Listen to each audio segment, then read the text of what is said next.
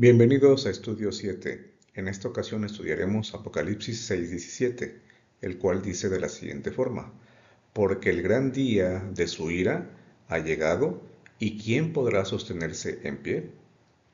El adjetivo gran o grande se utiliza varias veces en el contexto de la visión de los 7 sellos, en su introducción y en la visión misma. Hay muchas cosas grandes en estos capítulos. Por ejemplo, hay una gran espada, hay un gran sismo, se oye una gran voz, y en este caso se está hablando en particular de un gran día. Es el día o un día lo que es grande en este caso. Y lo es porque es el día de su ira. Cuando Juan nos dice de su ira, no se refiere a solo una persona, no es la ira de una sola persona. La palabra su, en los manuscritos más confiables del Nuevo Testamento, está en plural. Por lo tanto, diría, porque el gran día de la ira de ellos, sería una forma de entenderlo, no se refiere solo a la ira de Jesús o a la ira de Dios, sino a la ira de ambos. La ira de ellos ha llegado. Respecto al verbo llegar, tenemos aquí algo interesante, ya que es la misma expresión que se utiliza, por ejemplo, en Apocalipsis 14, cuando dice que la hora de su juicio ha llegado. Es esa misma expresión que se usa en el capítulo 14, pero también en el contexto de la visión de los 7 sellos.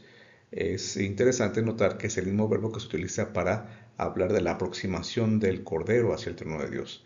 El Cordero llegó, el Cordero vino, y cuando Él viene, pues suceden muchas cosas importantes, y entre esas cosas, la apertura de los sellos. Así que si Cristo el Cordero llega, también en su momento está asegurado que llegará el gran día de su ira, la ira de Él, la ira de Dios. ¿Quién podrá? Esa pregunta, la pregunta ¿quién podrá? La encontramos exactamente en el capítulo 13, cuando habla de esa lucha que habrá contra la bestia. Y Juan se pregunta, ¿quién podrá mantenerse en esta lucha? ¿Quién podrá hacerle frente a la bestia? Bueno, son preguntas muy importantes, tanto en el hecho de que resistir a la bestia será algo difícil, pero de ahí saldrán los vencedores. Bueno, aquí también se habla de que un grupo que podrá sostenerse en pie, podrá permanecer de pie, también saldrán vencedores. Así que ambas preguntas tienen consecuencias, implicaciones de naturaleza eterna, y por supuesto la respuesta que se dé será una respuesta que deberían expresar cada uno de los que esperan ser parte de los vencedores.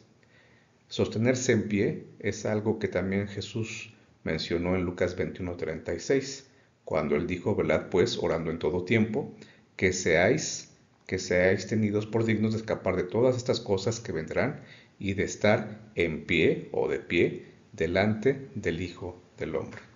Lucas 21 es la versión precisamente de Lucas del sermón escatológico de Cristo.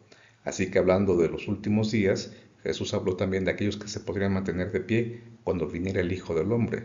Esta pregunta entonces, y esta posición, esta postura de estar de pie cuando Cristo venga, cuando el día de su ira también llegue, es una postura que se espera no solamente suceda, sino que también sucede específicamente con aquellos que estén listos para cuando esto ocurra. Así que las respuestas al asunto de quién podrá sostenerse en pie cuando este día de la ira llegue, o quién podrá luchar y vencer a la bestia del capítulo 13, son preguntas que se responden, curiosamente, en el capítulo posterior a cada una de ellas. La pregunta ¿quién podrá sostenerse en pie? Se contestará en el capítulo 7. Y en el caso de quién podrá sostenerse, quién podrá enfrentar a la bestia y vencerla, la pregunta se contestará en el capítulo 14. Son preguntas importantes, pero las respuestas son determinantes. Por eso el mensaje en esta ocasión, el mensaje 7 palabras, es el siguiente. Ellos ya tienen la respuesta, hablando de Cristo y de Dios. Ellos ya saben quiénes han de vencer. Pero la pregunta aquí es si nosotros tenemos la respuesta. Ellos ya tienen la respuesta. ¿Y tú?